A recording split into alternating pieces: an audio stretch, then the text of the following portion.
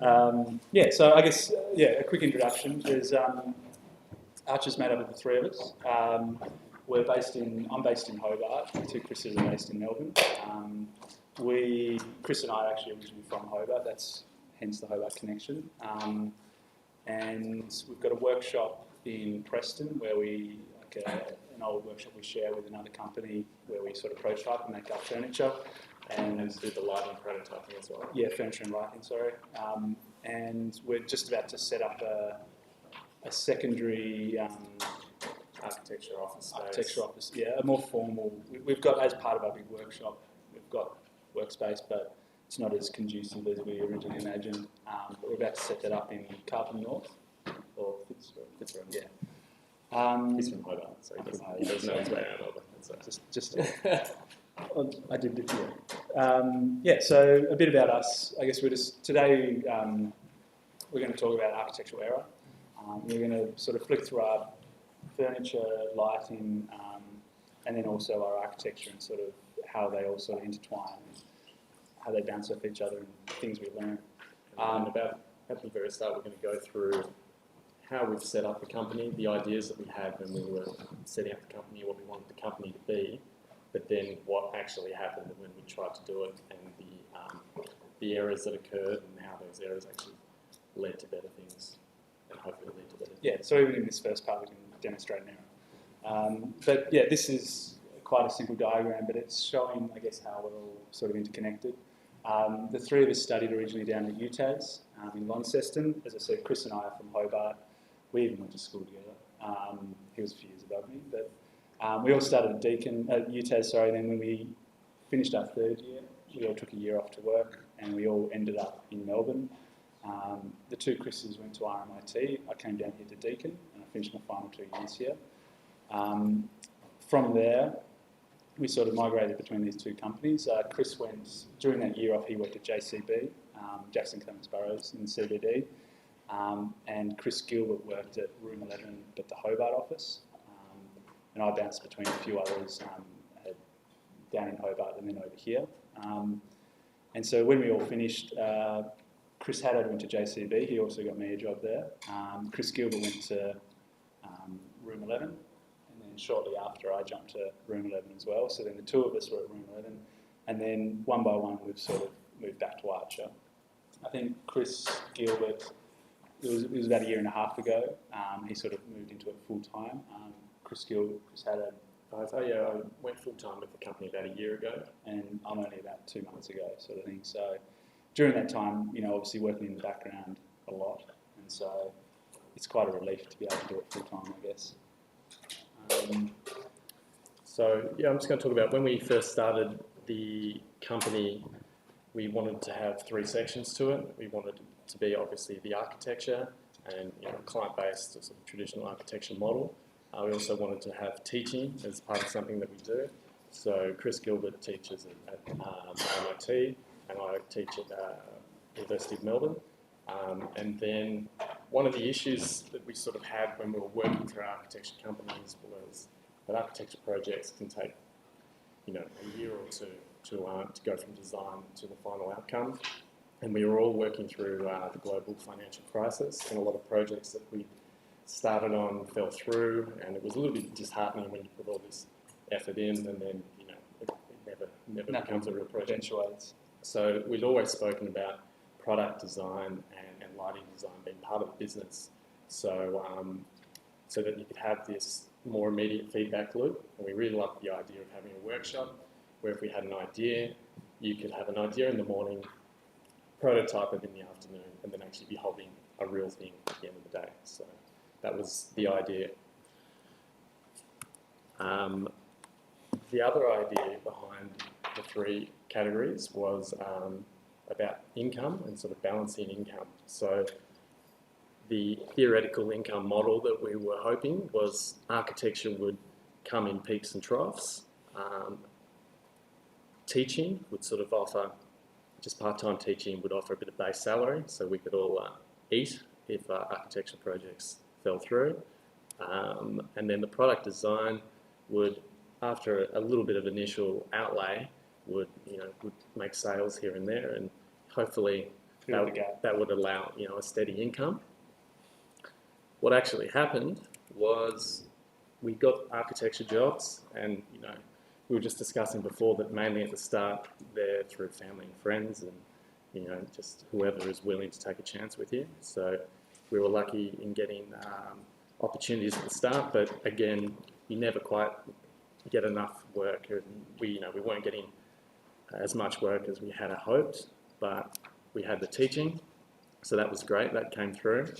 But the product design, so we didn't really anticipate just how much capital was required. So a typical architecture model, starting a business, it's low overheads, you know, you just need a computer, a roof over your head. Sometimes you can just work from home and have your meetings in the cafe. So your initial startup capital, you don't need very much, but the product side of it, and not having experience in the product side of it, because we came from architecture firms, was that, well, no, you need a warehouse space, you need to buy tools, you need machinery, you need to buy stock of materials. There's all these initial outlays that we Really hadn't anticipated, which we really should when you think about it. It's not rocket science, but as you can see, it's gradually coming back up, and so not as much as a wave. We were expecting it to go lows, and then, you know, it would peak, and then as it peaks, you jump in and start prototyping again, so you'll pull it back down.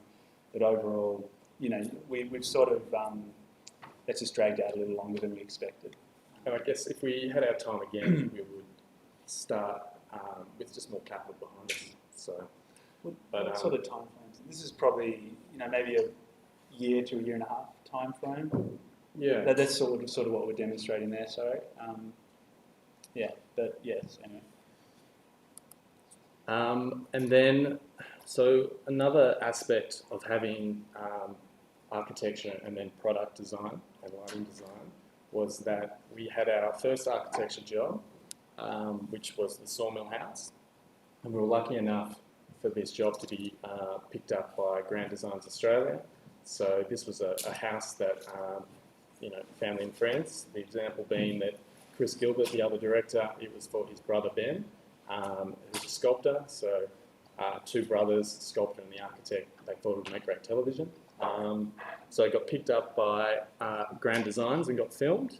But the one issue with Grand Designs is after the house finished, they had a media blackout until the episode aired, and we couldn't publish it. We couldn't even show finished pictures on our website.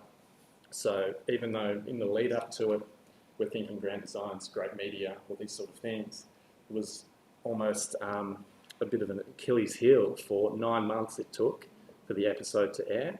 And it's hard to generate new jobs when, you know, you can't really have your work out there.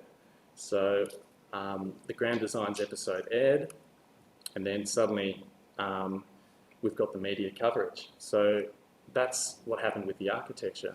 But the thing that we found, having the furniture aspect and the lighting aspect, was that during that blackout period, we were able to prototype furniture. We were able to put things up on Instagram, social media. And through that generated brand awareness and managed to get on the design files and get interviews for furniture magazines and all these things that managed to get our name out there. And then when people came and they were like, oh, I'm interested in a table or a custom thing here, they're like, oh, you do architecture? Me and my husband, we're looking for some property, blah, blah, blah. And, you know, it leads to architecture work. So they're very similar. They're very similar markets as well. So sort of someone looking for high quality, handcrafted, locally designed and manufactured furniture is also going to appreciate good architecture. And so, yeah, there was sort of some peaks in here as well because, you know, as the product was completed or we could make it look completed, we're going to talk through our products, I guess, as we go, but there was one product that had a few times we're like, great, ready to go, let's start selling this, and then we just went back into it. And so that's why we've got some good little peaks in there. So, yeah, I guess that's another benefit of moving through that. So this is actually, I guess, where we ended up, or where we've ended up through going through that process and where we want to move to. So we want to keep the teaching side. Teaching is really good to keeps you in touch with new ideas and what's happening, and having that connection with the university is a really important thing to keep going. The theoretical side of architecture as well. So part of it as well, Chris Gilbert, like this one, was at RMIT the other night. He had just a tutorial session. He got me to come along, and that's the first one I've done like that. And it was very informal, but he was asking me to explain how to use InDesign and do a few little tricks that I sort of know back to front. But it really makes you question how you work and why you work those ways. And that, to me, like a very minor little, I was trying to teach them how to make some cool maps. That actually impressed a lot upon me. And so these guys are actually taking whole classes. And so that I always saw the value, but now I can really appreciate it, the questioning of yourself. And you can have your ideas about architecture and your ideas about the work you're doing, but until you have to explain that to someone and you're putting your ideas out there for critique, it's only then that you start getting feedback, and it really makes you think more than just in your head. You've got to how do I actually explain this? You've got to articulate it. Yeah. Putting it on paper is a pretty big thing, or presenting it to someone. You've got to convince someone effectively. So, and also, I'm working in the fabrication lab at the University of Melbourne. So even just having access to 3D printers and laser cutters and the CNC router and things that I used to kind of take for granted, I took for granted when I was at uni and didn't use as much as I should. But as soon as you're out in the real world and you realise just how much those toys cost, you've got to pay for someone to build. Yeah, so it's a great thing to have as well, that we can be doing powder 3D prints of some lighting profiles, and just really using the facilities there to our own advantage while still giving back and being connected. So teaching is, and hopefully will be, a big part of what we keep doing. The architecture side of it, one of the big things is we want to move away from a client-based service industry of architecture and basically be doing our own architecture projects. So as architects, we tend to value add for other people, and make money for other people by obviously giving them good design, and it's there's no reason why we can't do that for ourselves. So one of the projects we'll talk about later is an apartment that Josh bought and then did up it himself and then sold, and that's allowed him to quit his job and come full time to us, and have a bit of financial security in that process. So that is something that we would like to do more of in the future. But not necessarily everything has to be like that. There's This is, and that sort of breakdown is sort of 2/3, 1/3 at the moment, but it could flip. Again, it's about, I guess it's about being financially secure, so you can be a little bit more selective about the jobs you take, and that you're not always just chasing the next job and the next job because you need to pay your bills. So scarcity mindset, how am I going to pay the next bill? Where's money going to come from? And because with that, you can just pick up some rubbish work. To be honest, you do work that you really shouldn't be doing, and you sort of justify it in saying that I've got to pay the bills, and it's sort of so. And everyone, everyone has to do it. But if we're trying to say, well, if we can do it, if we can not do it, or do it at just a little bit, and try and be more secure in our financial situation, then that's great. Then where we want to move to with our products is we were doing product design and lighting design, but we're also doing a lot of the manufacture. And it's just basically at the early stage, we needed to be producing our own work because it wasn't financially viable to be outsourcing all the aspects of it. And so it was part of the learning process of doing it all, so that's been fine. But at the end of the day, we're not craftsmen, we're not furniture makers. There's people that do it better, and there's also, that's not what we're trained to do, we're designers. So there's better things that we can be spending our time on. So ideally, but we still like that hands-on aspect because you learn so much. So we want to do the product design, and we want to have a workshop, but more of a prototyping workshop, and then as soon as it moves to manufacture, it's something that you outsource. Now we're just going to go through some of our furniture products, starting off with the smaller. Yeah, we'll sort of scale up. So we started with some of the original products, which, funnily enough, are probably the finer grain ones, and we'll sort of work our way through those. And sort of we'll explain what the issues were, what we learned when things went wrong, and the advantage of error. Yeah, so this is the Hex Light. This was just a pendant light which came in clusters of 3, a cluster of 3 or a single one.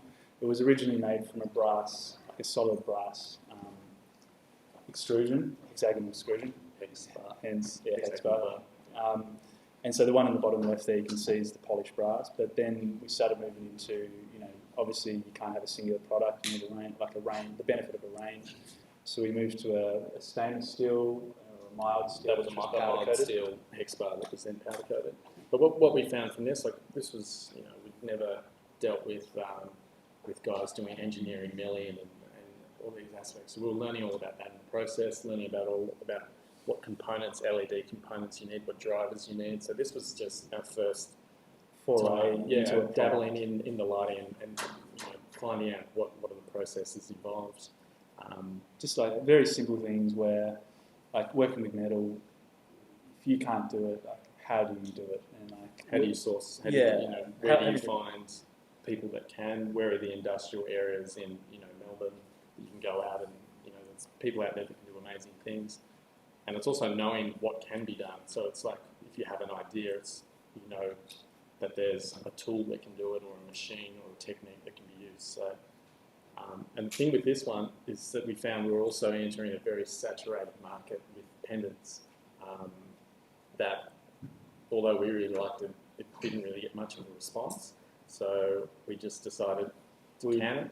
Yeah, we no longer make. We obviously have all the techniques in process, and it might be revived at one point in time. But this is, I guess, our first example of where we just sort of decided to cut it off, and rather than we had a lot of sunk cost and time, and the amount of time and effort that went into that. There's a lot of it, but it was better for us to move on. It wasn't wasted at all because it was that learning process that we'd gone through. So, and so that sort of moves on to the second product, which I guess we'd obviously had all this hex bar lying around, and it was my sister's birthday. I didn't have anything to give her, so I decided this idea of doing these hex concrete and brass candle holders, tea light candle holders. And there was sort of another aspect to this was that what we'd been learning from this brand awareness of having stuff on Instagram, and getting our name out there.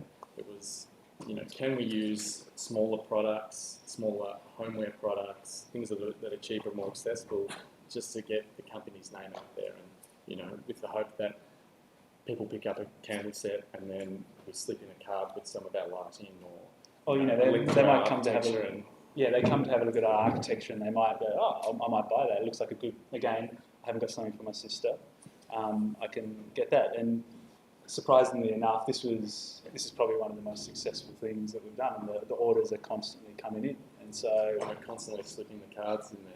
So it's sort of like sending out these packages that hopefully might return some architecture work. But as a young firm, you're not really paying for advertising before you've got any projects that have been on the television. So this was obviously in this period during the blackout for the media blackout for the Sawmill House, that we're just trying other ways of getting our name out there. And I guess as well. So part of that as well. This wasn't a primary focus. It was an undercurrent, as Chris said. He did this all in his own time when we were dealing with other stuff. He needed to make it, and it was just sort of an experimentation. And sort of again, I think we touched on it before, and we will again. The life cycle of architecture, you need something to fill those gaps, and this was just one of those. And again, as we said, this was I guess if I had to relate it back, it was an error of judgment where we didn't. I personally was like, that cool. Like when you have that many of them, it's amazing. But it is super successful, and so this is a good error. And the other thing about this was we were pouring the concrete. So concrete was something we were interested in. We were interested in doing our own concrete bench tops. Chris, I'll get to it. Chris was doing a renovation of his apartment in Melbourne. It's imaginary Chris that I was just motioning to. And so we were interested in learning to pour concrete and using the concrete in our furniture. So this was a sort of nice start to test out a few of the techniques. And then this led to our coffer bedside table. But this came about instead of saying, oh, we want to design a bedside table, so how do we do this? What actually happened was we wanted to test pouring concrete, and also we wanted to test methods of quickly making moulds to pour concrete into. So just doing quickly, when you say concrete, it's not your typical one. It's a glass fibre reinforced concrete. So rather than your Rio or steel in it, it's glass fibres, just like strands that form a matrix within inside the concrete, and that's your reinforcement. So that's what's allowing, you can get the concrete down to stupidly thin. Like people make tiles out of them, like 600, 300 tiles. You can bang them, they won't break. If anything, they tear, which is pretty amazing. And so, yeah, so part of that was one of the concrete parts. We weren't just trying to pour concrete. We were experimenting how to actually make that mix as well, like the different ingredients and the balances, and how to get the colours. Like you can see, there's the two different colours there. We've got at our workshop, we've got a wasteland of concrete pours gone wrong. There's a few images of other products that you'll see coming through, and you can see things leaning up against the wall where we've started to, there are a few favourites, I guess, where again a lot of them might be sort of products. But so I guess where you were coming at was that image on the bottom right. That was a sample just to test. We were not only the concrete, but then also the formwork. It sounds very easily to make. Okay, make a form, but you need something that you can reuse, so it's cost effective, and then also quick. So you need something quick. And there's your typical things. You can do fiberglass, or you can do rubber molds and these sort of things, but they're not cheap to do. And we were starting out, we didn't have money, and the guys we were sharing our studio space with, another furniture company, they do a lot of their furniture out of plywood, so they had a CNC router. So we were lucky enough to be in the same space as them and able to use that. So we're like, well, how do we make molds quickly without having to go get them fiberglass or whatever? So we came up with the idea of using MDF and with the CNC router and making the formworks. But obviously the issue with MDF is it's not waterproof. So we came up with the idea of getting a special film that is used in the aviation industry, and you can use a vacuum pump and actually vacuum bag over the MDF and then waterproof it. So it's a bit like cloud wrap, but super stretchy. So you sit it over, it's a thin plastic, and then as you suck the air out, it stretches into almost any form you want. Like it's got a certain radius and so forth, and it might tear if you have to pull one bit to air it far. But that's what you can see as well underneath that table is the sort of curves. So it just gave us a tool. All of a sudden, we could make molds quickly, mold them up the computer. Bang, you can do any sort of pattern. So it provided that opportunity. So if you look at the bottom right, we just poured a test plate that had the corrugations, and that was literally pour the concrete, and that's what we had. And then from that, we had the idea of maybe this could be a bedside table if we had timber legs that sort of locked into the corrugations. And that's actually come up very well. Like we had people coming into the workshop at that point in time and going, "Wow, what's this?" And like, "Oh, yeah, that was a test." And going back a step before we put it on legs, I think it was stacked up on something. And yeah, and again, this was. This is about 10 steps deep, is how we got there, and it just sort of, again, just evolved as that object. And the one above it, the circular one, that was when we're like, okay, well, let's actually now explore this as an avenue. Yeah, it was just a sort of nice process. Instead of saying, okay, this is what I want to design, how do I do it? It was, let's experiment with materials, and then you almost get given something, and you're like, well, what can that be? And opportunities arise from that. And from that process of doing all the vat bagging and the concreting, That led to the Piccolo coffee table, which was a product that was somewhat commercially viable. So we decided to put these for sale, put these up on our website, set up a web store that Josh set up. And yeah, so that was from all that mucking around with candles and the bedside tables, we suddenly had the skills. This is when we realised, okay, now let's actually design something. So yeah, and this again, as Chris was saying, we've actually been quite successful. This is again, it's a bit more an accessible product. It's well priced for what it is, being solid concrete. This one here is the marble white, which is just the concrete has an amazing texture. It's awesome. Just a tip with if you're ever doing furniture and you're putting things on Instagram, always put a cute dog in your photos, and you're guaranteed to get more likes.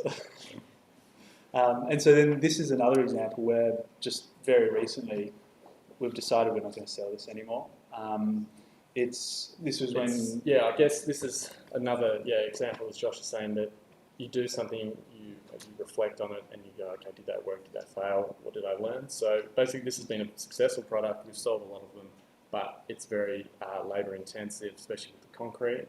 And because of our techniques of doing the back bagging, it's not something easily outsourced. We did look at a guy that was just pouring bird baths and garden gnomes, and just to see if he could do our concreting for us.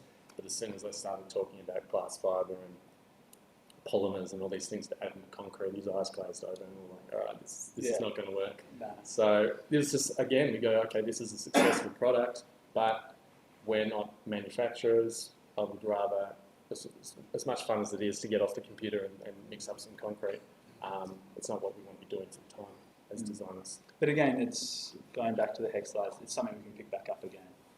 Yeah, well, there's obviously countless opportunities, and we're looking at doing a collaboration with a friend who does lighting design, and he's got this fantastic light it's like an array in these hexagon patterns, and we were just like, that would make a great frame for a table if you brought that off the ceiling, put it on the ground, and then we pour a concrete top for it. So there's things develop sort of from it. As soon as you start learning skills, you see opportunities in other things. This one's the Otway table as well. This was designed for a friend of ours. It's the top left one is the original one we made for her, which is out of brazed brass. Yeah, brass and a blackwood top with feet, and that in itself is pretty amazing. Like it's a really nice table. And so we originally designed that for a client in mind, and then we decided to keep developing it after that as a full-time product, because again, it was a good outcome, and there was also lessons learned from that process. So one thing with it, we learned brass is quite a soft material, and the leg walls weren't quite thick enough, and so as you can see in the further iterations moving along, we've actually got a bit more bracing. We moved to stainless steel. So one thing we learned as well is moving to stainless steel, whilst being a little more expensive, it allows you to have it as an outdoor table as well. You cover more markets. And so that's a very little minor detail, but that in itself, you don't really think of at the start. And it's that sort of, we're starting now to get into that product mindset, and it allows the flexibility, I guess, and we're trying to ingrain that into our products. And I guess the interesting thing with this one was the brass one was all fabricated by hand. So we had a really great fabricator in Brunswick that we were using, and he has a background in jewellery making, so he's really good with fine detail. And so we had the brass bar, and we got that bent, and then he was actually hand filing all the cross members so they would fit together, and hand brazing and drilling all the holes manually. And it was a great process and great to see, but it was an expensive process. So we just went, well, this is great, and this for a custom piece of furniture, people can pay that. But if we're going to turn this into a product that we can sell, we need to bring costs down. So how do we do that? So in the process of doing that, we shifted to the stainless steel for the reasons that Josh said, but we also went sort of tried to automate a lot of the processes. So we get the legs bent on a CNC bent, and then all the scalloping and the holes are done on a rotary 3D laser. And the tabletop as well is now, it's laminated by hand, but then the guys in the workshop we share with, they now cut it out on the router, so we've got all the tool bits and everything, so that profile is, while it could be handmade, it's now just sort of, again, another step of automation to sort of lessen our workload. well, yeah, and I guess it is lessening our workload, but it's also The manufacturing workload. it's also that we can't do it. So it's saying that you're a designer, you're an architect, so you understand design. You also get, it's been a jack of all trades, and understanding that there's automated ways of doing things. So cutting things out on CNC, using industry to your advantage. So one of the things that has made this possible is that software in the last few years has changed that industry is using. So SolidWorks is a program that you guys can, I won't say legally download, but get your hands on probably through the university, and you can learn. It's like connected through with Revit and everything like that. So that is some software that you can learn, and that was never. There's quite a big disconnect between that and the final manufacturer. A lot of them being made by hand, but nowadays that gap's just closed. So you can almost model this up, and it's a lot easier to get it built and actually manufactured. Here at uni, that's again going back to, you have that connection and it's right there, but to go out into the marketplace, it's just few and far between, and they'll probably charge you an arm and a leg. But yeah, even over the last year or so, we've seen that again getting easier to achieve. Yeah, and industry is now using software that we can access as opposed to whatever they were sort of using beforehand. So that means that the distance between you as a designer and industry is closing. So you can model things up, send them off to like the guys that do our 3D laser cutting make parts for Ford. So they're doing like big things, amazing things. They're doing lots of them, and then we just send them something for 10 tables, and they're more than happy to do it. So it's recent technology and software changes have made that link a lot easier. I need to speed up these products and get into the architecture. Yeah, so this was an iteration of the Otway table, which we're just talking about living in apartments and having a smaller option for people in the apartment market. So that was just sort of learning from feedback that we'd got from people that had been. A lot of our friends as well, who were our immediate contacts. So while this has all been built, before we had that finished product to be able to sort of launch it publicly, which did take a while because we were still learning, especially with the Otway was one of our first products. In the background, we had a lot of friends that we were sort of showing it to, but a lot of them lived in smaller footprint dwellings, like apartments and so forth. And this was quite often asked for. And so we then realised that as well, that there's another market for it. And so we adapted what we'd learned with that, and then this just sort of came together. And so it's using the same legs as the other one. It's just reconfigured, so we can get all the legs bent up, and then depending if people order a round one or a big one, it's just about being adaptive with your process. So this is the Highline brass pendant. This is a product I'm hoping this is the final iteration, because part of what we love about this product is it's been about an 18-month process. This began back in the days at the beginning of the Sawmill House. Also, for my apartment, we needed just a minimal light and something that had a bit of quality and weight to it, not an aluminium extrusion that was either stupidly cheap or really expensive. So yeah, we saw a bit of a hole in the market for linear pendants, because obviously there's a lot of individual pendants on the market, and that's where our Hex Light was trying to sit, and that was saturated. But as far as really minimal linear lights, there was a gap there, and because we were looking for it in architecture projects and we couldn't find it, and then we just we had two projects that we could put it in, so it sort of made it feasible to test. And we'll show you some images. We're getting into the architecture. And the beauty with this one is it's reached a stage where we've picked up a lighting manufacturer in Melbourne that now makes these for us. So this is now a product that we get an order, we send the email to our manufacturer, they make it and send it out, and everyone gets paid, and we've just sent a few emails. So it's Makes it sound really easy, but Well, I mean, it makes it sound easy now, but yeah, like Josh said, this has been an investment of time and money, and so much money and time in the last year and a half, 2 years. So it's about this as well. So just with the wires, this image, interestingly enough, I was saying to Chris before, is over a year old and about 3 iterations old as well. Like the light is fundamentally, it looks exactly the same, but it's become a lot more refined. We've completely redesigned how it works internally. It's only 19 millimeters tall, and that in itself to me actually was amazing when I saw this photo again. And so something as small as this and the amount of time you can put into it, I guess what I learned from this was, as an architect, you sit there and go, why has no one done this? And it's because it takes 18 months of 3 people doing it. Yeah.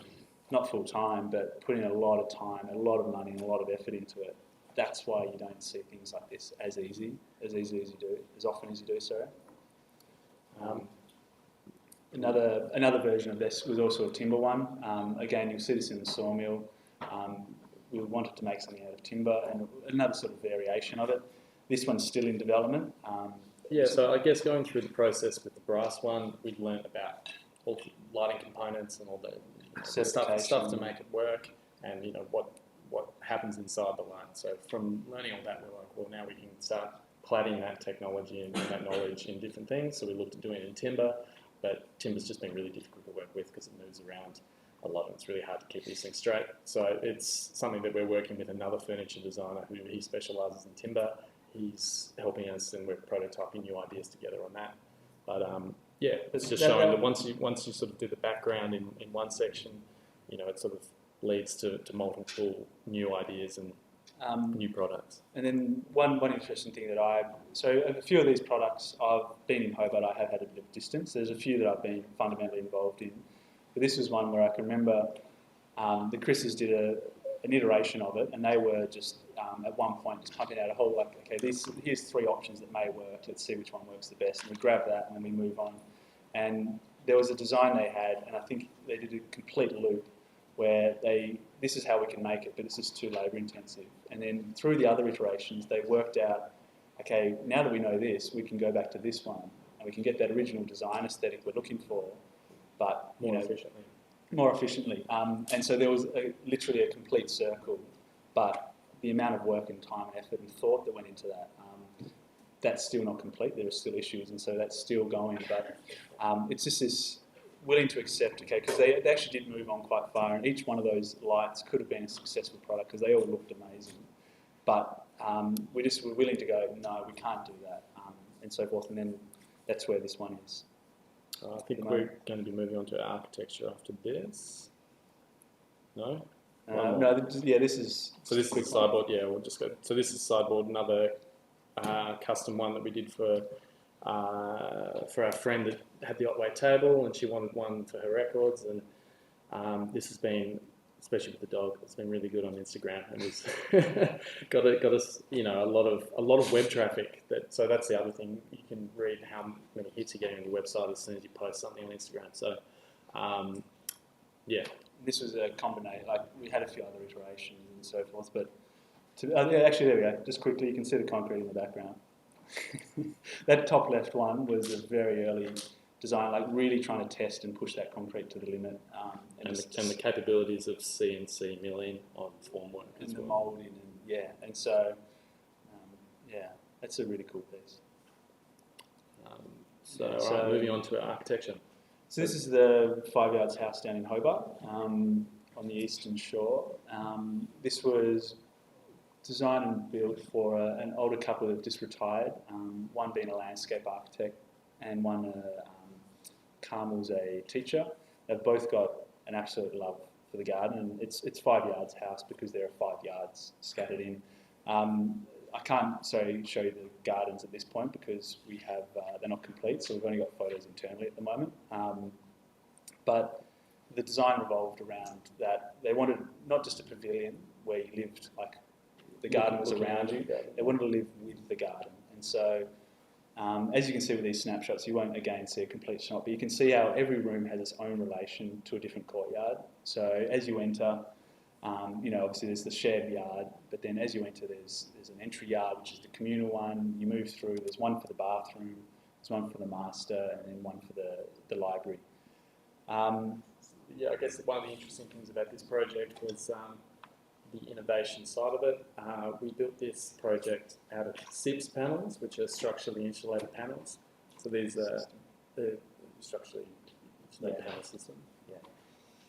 Let's learn something. And so this is a single skin building solution where you've got a foam core and then you've got the OSB board on either side. Oriented strand board. So, and these are actually cut out on a CNC router, and in Canada, and then shipped. They were shipped all the way to Australia. So you can just make out on the left of the image there, down the bottom. That's all timber. And so what the builder does is he literally crams them full, and it's actually a really efficient way. So this is, whilst it's newish, I'm actually starting to see a lot of people get up to this, and we're not the first. Whilst it's newish to Australia, it's pretty well established in Europe and North America, and so this was more efficient and cost effective, therefore, to have it shipped from Canada and bought in here. They produce stupid amounts of this because over there they've already recognised the value of it. And so in doing so, he also brings over as much timber, as you can see down the bottom, some spare polystyrene, because materials over there, I believe, are quite cheap. So he really does maximise it. But yeah, the panels literally turn up on the container like so. Unloaded, there's just, I think, how many people on site? Maybe, I'm going to say 4 or 5. I think it was 3 or 4. So I guess one of the things, why were we doing this to start with? We just saw huge advantages with SIPs in the final outcome compared to a normal stud frame build. You know, I think I heard somewhere that a typical Australian home has the equivalent of like a 1 metre by 1 metre open window of air leakage throughout it, and just through how it's built and building it by hand, and using something that's cut out with a computer. These are just the most airtight and thermally simple solutions. I think it's a simple way to achieve that. And yeah, and so part of it is that it's the supplier, who's Melbourne based, he came down to Hobart, and our builder, who's the one on the far left there, I think, he'd never dealt with it before. So in the design process, that was quite interesting in itself. Because no one's dealt with it, you have to go and convince your building surveyor, you have to convince the energy consultant, and then council, and the engineer actually. The engineer was difficult, but engineering, is difficult because it itself is structural and insulative. So there's a lot of parties involved, but then at this point, you're now trying to deal with a builder who's never dealt with it before. So he took as big a leap of faith as we did, I guess. And he worked with the supplier. He brought a few of his men down.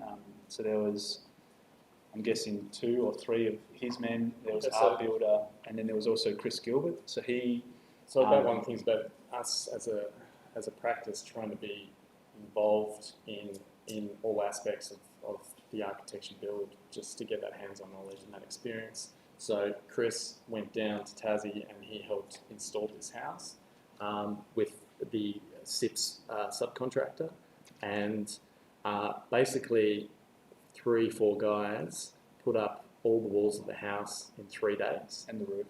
And then the roof went on to, it was 2 more days to put the roof on after that. So that was one of the other things, is as far as costs, is it costs a little bit more than a traditional build, but the time that you save in construction makes up for it. And the end product, in our opinion, from what we found, is thermally a lot better. Well, this actually, a little caveat there is that this is probably right on the threshold of where this is cost effective. It was I'm going to say 120 square metre, 2-bedroom house, and at that point there was enough in it to make it cost effective, because builders, it's their trade to put up stud insulation. That's what they do. They can actually do that quite quickly, quite cost effectively. So I would say that actually anything smaller than this, we did actually try one at 110, and it was and ahhing, and So I think 120 is probably where you need to start at that threshold. Obviously, you can see, we looked at this a fair bit, especially over here in Melbourne when I was at the Room 11 office over here. In tight urban spaces, that just saves you so much time and money because you can turn up, unload it, and you're good to go. Like, you don't need to take up site. So, because all the complexity of the building as well has been done in a factory. Yeah, so, and it's, there was, and which the again makes labour doesn't have to be anywhere near as skilled. So Chris went down there and helped him. He's not a builder, so no, it's like he had to induct them for a bit, but once you learn the process. And interestingly, sorry, the builder down there, he's now the builder for Hobart. So whenever there's going to be SIPs, he'll be the guy that goes there, and so that they don't have to keep retraining people. Well, and basically the builder's just said, "This is amazing. I want to use it again." So he's seen the light. He's a dude. He was not resistive, but he was really struggling because that again is his core part of his job. Is the carpentry, is to put the walls up, and then he just manages people. And so he was struggling, and then the fact as well that was the finished surface. Like that as well for us was, it's not as, it sounds very straightforward. Okay, look, that panel is going to be the finished surface, but as you can see, people are just stomping about. At this point in time, they do not care about the building, and so to keep it in that state is that in itself was a big learning curve. And so I guess one of the advantages was that the budget for this house wasn't much, and so it was about how do we build it quickly and easily, and also how do we finish it nicely with minimal labour. And so what we've decided to do is just with the ceiling, for example, instead of having plasterboard, we literally just painted that raw panel and painted it black. And then with the walls, we just put that was... Well, interestingly enough, the vast majority of the walls, we just literally... It was kind of funny because the builder just couldn't get his head around it for a while. We said just literally delete the plaster throughout because we'd moved from timber lining a lot of the spaces, but then the project enlarged considerably when they added a few things to the program. And so when that happened, we needed to cut things out. So we moved to plasterboard, but then again, things got bigger. And so so part of it was they decided to retire. So the budget was a definitive, no, we can't work. We're not going to be working, so it can't expand. And because we're retiring, we want this to be a bit bigger. It needs to be comfortable. But I think SIPS as a product, because of its robustness and just, it's not plasterboard that can get damaged easily, it can be painted. It really created a nice aesthetic and a nice building, and the money that was saved in that process, we could use in other aspects. So in the glass, in the glazing, so we could have extensive glazing throughout the whole house. So it was about leveraging the advantages of SIPs and just seeing what aspects of it work really well and trying to really push that. So this is a really, again, this is actually a really nice photo. They've got this amazing painting there, and the character that the clients added to this just has really built upon the project. That Chase lounge, the chair is. We saw it originally. We said, no, you've got to get rid of that. That's not going in our project. And half joking because it's not our place to say that. But we were like, come on, what are you doing? But it fits amazingly. The character of that fits with the character of the building, I guess. That wall again was I don't think the builder still likes it. But that was a cost-saving measure, which actually for us turned into one of the best features of the house. And again, the client, and this was where when Chris was trying to say about how it's the raw SIPs, there's a lot of timber there, and that's because at this point in time, that wall was always going to remain as timber lined. When they saw that, they were like, she's actually now back at work to pay to line a lot of the other rooms. But the advantage of this timber, though, is it's a shoulder pack timber, so it's short lengths, so it was super cheap. It was a waste sort of product. It was a waste product for this. So we were like, well, instead of using full lengths of timber that run floor to ceiling, which is what I've done previously at my practice and the other guys, and that's the typical look, we're like, let's sort of patchwork this together and use a sort of not sanded or black, have it as a bit rougher texture. So at night as well, like the shadows, you get this extra depth.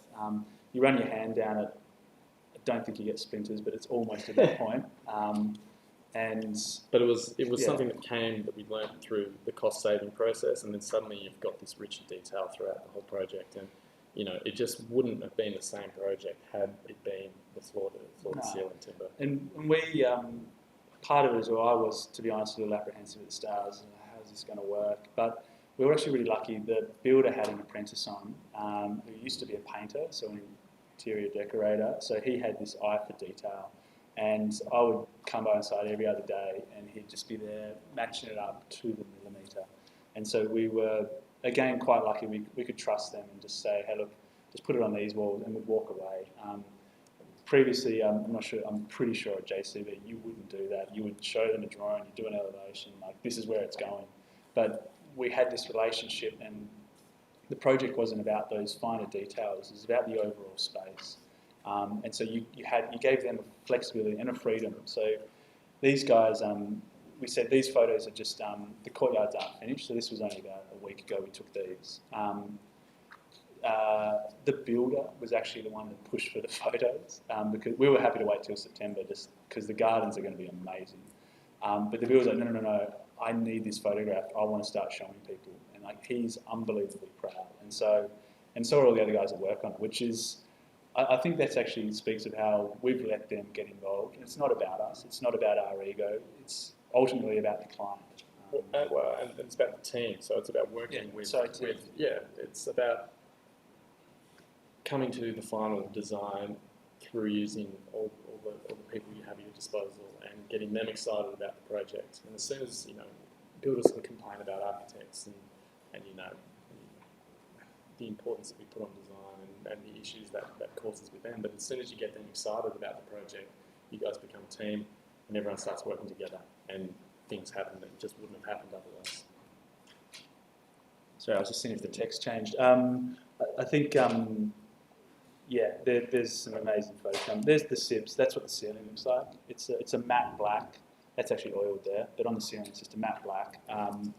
So you see the texture of the so just quickly, there it looks all plain, but then when you stop and you look up, it's just got this extra layer. And, we were a little worried about that. It might be a bit raw, but it's not. It's perfect. Like, it's exactly what you want. This is our project. Yeah, just quickly. This was the one that Chris mentioned. I bought this as I moved back to Hobart, and it's an apartment in Sandy Bay. That's the mountain up in the background there. Amazing views, and I renovated it over a 2-year period. It only settled about a month ago, and as you mentioned, this was our first sort of internal investigation of the investor model and investment. Moving away from a client-based architecture. And just sort of baby steps, I guess you'd say. But in this, there was a lot that it took 2 years. And it has since then allowed us, like the return on that has not only really learned, but it's allowed me to step full-time into Archier. As I mentioned, for the last however long, I've been working in the background in my spare time. But this was, as you can see, it's quite a change from what we just showed you. And part of that is because we weren't designing for ourselves or a known client. I hate to say it, we were designing for the market. There were a lot of things, that floor, for example, I'd been wanting to put a herringbone floor in forever. No one ever trusted me. And since then, now everyone says, yeah, I want that. And it just, I needed to show it myself. So that for me was enough for this project. And we also these architecture projects allow us to prototype products. And so an example of this for Josh's project was that he made a custom brass towel rail, which isn't photographed in there. Isn't in there, but opposite is the vanity. That was actually, that in itself as well was another item that it's a mild steel vanity, 3mm mild steel. I'd had a few people, I'd tried to some projects put it into, but it was a bit resistant because it's mild steel, it's going to rust. It was going to be powder coated, but I've waxed it up and it's perfect. But that in itself was an exploration of trying to just, how do you make that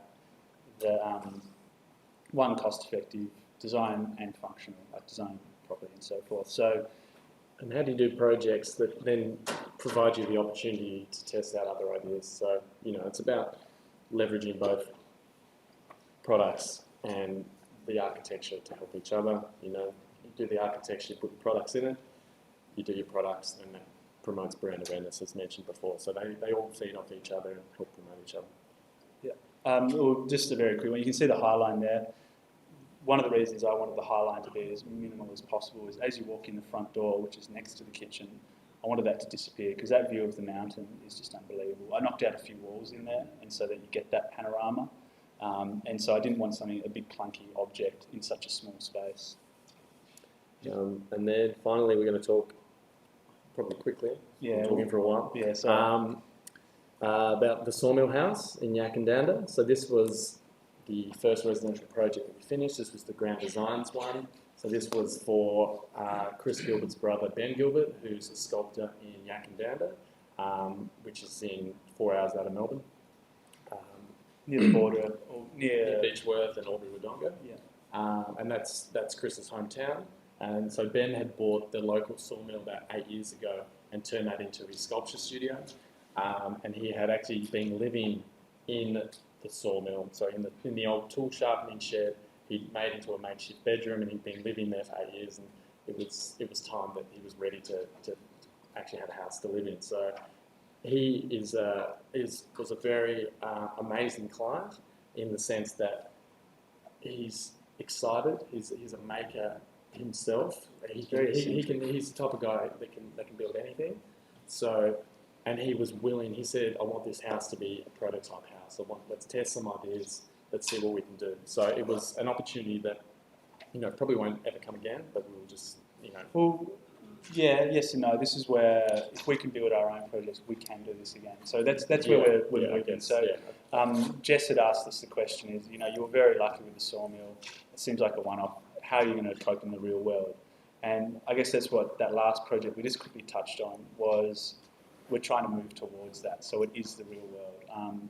The one thing we just want to do is just question it. We might get a few years down the track and we might be back dealing with clients in a typical way because it just doesn't work. But at the moment, we're hoping it does. So Ben, Ben's a sculptor. He does large-scale sculptures. He can build anything with his hands. So the plan was that he was going to build the majority of the house, and Chris quit his... Chris, the other Chris. Chris was going to quit his job and join Ben, and they were going to build it together. So this happened over about a 15-month period, and this was done on very minimal documentation. So we wanted the process to be something where there's a flexibility and there's this aspect of learning by making, and it's something that this was coming from Ben, because Ben has always pushed us when we were at university. He used to come visit. He used to say, let's come out to Yakandanda, come to Sawmill, let's make some things, use your hands. There's so much value in using your hands and learning how to do things off the computer as an architect, because he's just uses his hands, and he's just like, that's where you really learn to design. We made a table together once, and I was like, okay, cool, let's sit down. No. He went in there and just started cutting tube, and I'm like, okay, it's going to be out of tube, and then it literally was designed as it went, and I've still got it. It's awesome. It wouldn't have been any of those photos, but he's very proactive, and he's a lot like Chris. They just don't sit still. They don't stop thinking, which is a problem for us. We've got to try to keep up sometimes. But as you were saying, the minimal documentation. Part of that was as well. One thing that we recognise, coming from other companies as well, where I'd spent a lot of time detailing, like pages and pages of details. And something that I guess we realised just earlier was part of it is that once you've detailed that, there's a whole process to get to that point. So you need to start that process all the way back here. And so if you've already on the journey and something wants to change, it can't. Like you've got to keep moving. Sometimes it could, but by freeing that up at the beginning, you have a rough framework. This is what we're trying to achieve. You're not locked in, and yes, you're still going to have to think ahead for a few things. And once you do, you're sort of locked in, but we didn't want that from the very outset. It wasn't as if, okay, it's designed, I've seen it on my computer, it's all modelled, job done. This looks nothing like what it was originally in the plans, or model. So one of the things was we wanted all the timbers and the materiality had to reflect Ben, being a sculptor. So there's metal from his previous projects that was left over that we use. He works with steel, he works with metals, so we wanted to incorporate that in the design. But also just in the region, all the timbers were sourced locally, and they were milled locally as well, just up the stream. So that in itself, it's touched on in grand designs, but there was a guy, Dennis, and he's awesome again. And there was a big storm, some trees fell over. So he's the guy that owns the timber mill. The timber mill, sorry. And so that was where the timbers come from. There's a moment on grand designs where Ben feels sorry about the trees he's cutting down. Like, that's the type of person he is. But there were a few trees like that. The thing was, they actually fell down in the storm. So, yeah, exactly. But he still gets upset. He was still questioning whether he should take it. But we convinced him it was a good idea. So yeah, so that's where the timber. I think I touched on it before, and it was only a small part of the process. But this was, again, these three. Chris also jumped into it, and in the meantime, I was down doing my apartment by myself. But this was all going to be going through this process of getting hands-on with the building process. Josh in his apartment, and Chris and myself on this, and we just found it so valuable as designers to do it. There was like a situation where we were making these timber screens, and I sort of had an idea in my head, and I sort of had of how I wanted to detail these, and I drew them up, just really roughly, and I looked at it and I realised that how do you actually make these? The way I've drawn them, and on the computer obviously you can zoom in, and everything seems to work. I realised you couldn't get a drill in there to screw up the screws. So it's like if you're one step removed away from the making process, you don't actually think about how it's put together. But as soon as you're put in a situation where you need to make it, all these really obvious things that just fall into place. And again, that's where I just want to kind of justify that first part on the furniture, is that small grain, understanding the process of actually making something, and feasibly, like it has to be able to sell it. That's another level of detail you've got to go to, and then that's, in the meantime, all that's going on while they're building this. So Chris has obviously had this realisation, which is pretty big in itself. That's probably why we annoy a lot of builders, and so because we don't recognise that, we as architects sometimes. And so, you can go there, and again, as we were saying with the tramway job, we're not there to sort of preach to them, this is how it's going to be built. We want to use their knowledge. We don't pretend to know absolutely everything, and even down to what's the best way to screw something in. We don't want to leave that up to them and give them some, learn from each other. Yeah. That's the thing. So I guess some aspects of this house that, this was Ben saying, let's do something crazy. We've got 9 metres of glass that's been turned into one giant sliding door that slides out of the way. we got a video later on and show that. But that was actually probably as Chris said, that was some commercial detailing. The other Chris, sorry, with the window frame. So we played with some angles and everything and other posts. We brought that into here, and that was just to really contrast. The glass was one of the real objects that we just did not want to touch or could not touch. And so that's where we actually had a bit of fun. So when that door is closed and you're looking down there, it's almost like a mirror reflecting the other side.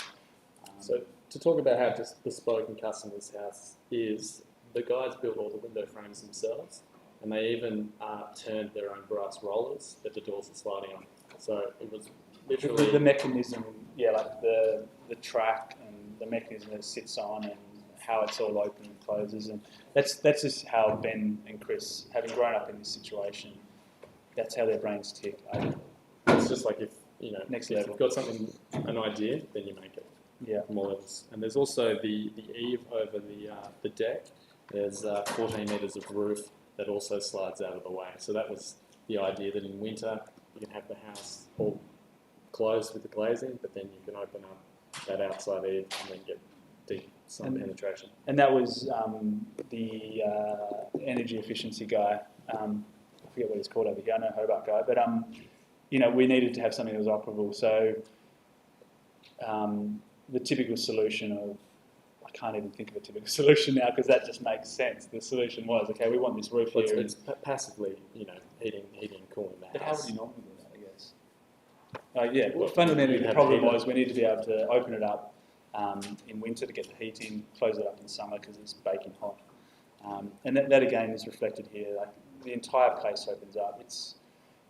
It's touched on the original. The plans come from a civic origin where this is still a industrial site, and this is the caretaker's house. So Ben's got an alternative function as a function space, effectively. So he can. He's a very social guy, and there's always been the local sculptor in town. People dropping in, and he's got his coffee machine and always having a chat with people. So the design of the house was going to have the kitchen as a central element in the living space, and we wanted the glazing to open up for it to become like a public exhibition space, civic space. Yeah. Because there was always someone dropping in and saying hello, and also having little nooks where Ben could have a study, have his desk, and looking out to the view.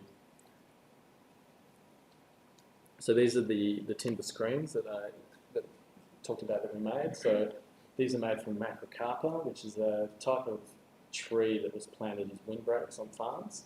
So I think it was planted in the 40s or a while ago, and now they're reaching the end of their lifespan and they're falling down. So again, this was trees that had fallen, and it was because it's this almost like a waste timber. It's not a harvested timber. That's what it's normally used for. It's more of a landscape product than a finished product, I think. It's not used at all. It's like, well, the trees were used for windbreak, so that was typically what they were used on farms. And because of that, we got it in boards, and then we cut the boards in half on the bandsaw, and then once that was done, the timber cost about $1.20 a linear metre. So each one of those battens was like $2-3. So suddenly you've got something sourced locally. It's very waste and it's cost effective. So there's really nice aspect of it. And the thing about this is we actually screwed them all on while the timber was still green, and we just pinned it at 2 points so the timber can have a little bit of space to shift and move as it dries. So that provides a next level of texture and almost theatre to the facade as the building ages. It was also recognising this is a north facing. It gets baking hot in summer. It's going to twist no matter what we do, and so it's acknowledging that as well, and celebrating that as an outcome of what happens. So the other aspect of this building, which was a big factor, is these concrete blocks that it's made from. They're 1.2 by 600 by 600, so they weigh a tonne each, and there's 270 of them in the project. So this concrete block is actually a byproduct of the ready-mix industry. So when a concrete truck goes out to site and pours a slab, they always take a little bit extra just to make sure that they don't run out. And then they go back to the concrete yard and they've got a little bit left in the drum, and the concrete yard was literally finding a way to store its waste, so it was pouring it into these really rough moulds just so they could make blocks so they could stack their waste up instead of just pouring it on the ground or in a hole. And then they were selling these to farmers that were using them as retaining walls, but they didn't really have a purpose for them. And Chris had spotted them a few years ago on a farm, and the idea came about when we visited the concrete yard of using them. And the thing about these blocks is they were just so rough. Like, it was literally a waste product. The moulds that they were using had just been beaten around, so the blocks buried 50 mil between each other. There was Snicker bars that were, the guys eating their lunch would just throw their waste, like Coke cans that were cast into them. You know, these weren't an architectural product at all, but we saw a real advantage to using them, and a really interesting and cheap. They were $22 each. So suddenly, again, you've got this amazing aspect to the building, but it's all been driven by costs. The biggest part of, the most detailed part of thought was they had to have a hook in it so they could lift it up. And otherwise, it was just chuck it in there. They're not necessarily like a single pour. The truck might run out, and so they might be multi-pour. You can't. So you get these different colours, like sediment layers through the blocks, which helps it really sit in the landscape as well. And it's also a really nice story that each block has come from someone else's building locally. So you can see a couple of pinky red ones, and that's because the Wodonga footpaths are all red. And so you've actually got part of the city footpath in the building. And you know, although this wasn't something that we went out and sort of planned, it was just a really nice aspect for tying this piece of architecture to its region. You can see as well, just like the shadows cast. You can just see how rough some of them are. And we used like I was there. I was involved in the first few courses of it. There was a big guy excavator, just like the fluffy dice in a car with these tiny chains, just picking them up and chucking them down.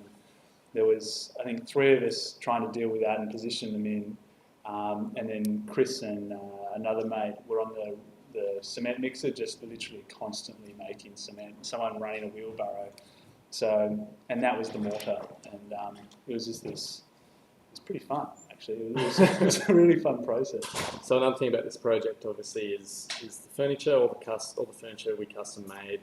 And this, again, was the opportunity to prototype with the lighting. So you can see our timber highlight, yeah, it blends in with all the rest of the timber, but there's a timber highline light in there. And then the brass. And then there's a brass one as well. And this was the original project, so that it was designed for. This was the space that we wanted those lights for. That was, you can also see, so this is the view through the bedroom. So Ben, being a bit of a sculpted gypsy, he always loved sleeping under the stars. So he wanted his bedroom to be able to open up. So because of that, we decided to have the whole 4 by 3.5 metre opening out to the courtyard be one big window, one big hinge door. So then, yeah, he could have that dream of. There's plenty of nights, as Chris said, whilst we were all at uni here, we'd go up to Yackandanna for a week. Over summer, we'd go there for a month or so. And it's such a nice place.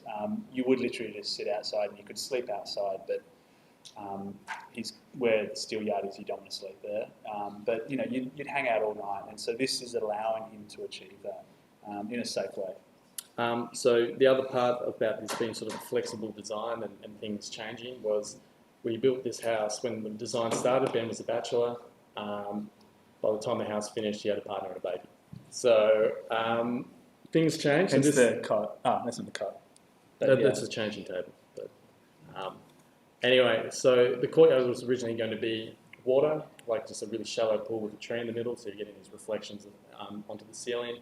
Obviously, that's a massive drowning hazard, so we had to get rid of that, and that became it became a garden, and it also, this opportunity that's a little carved stone that's a child's play toy that you sit on and spins around. So that's something that Ben made. He got really excited one day. He being a sculptor, he had this awesome stone, and I think sitting next to it there was a big ball bearing. He's like, "Oh, what can I make from this?" And he put it on, drilled some holes, and made it look like a bug. And a kid can sit on it and spin around. And, that was him for a day. So this is the kitchen. So all the joinery we cut out on the CNC at our Preston workshop, and then we were looking at obviously you can get that laminated and have different finishes, but we actually found out that you can have brass for about the same price. So it's actually only 0.3 of a mil brass sheet that has been glued on with a contact adhesive, and then that provides a really nice surface that tells a story. So as you touch it, it gets dirty, and we had the idea that when his baby, starts to walk, he'll be touching the bottom, and the fingerprints will start at the bottom, and then as he gets bigger, the fingerprints will go up the wall.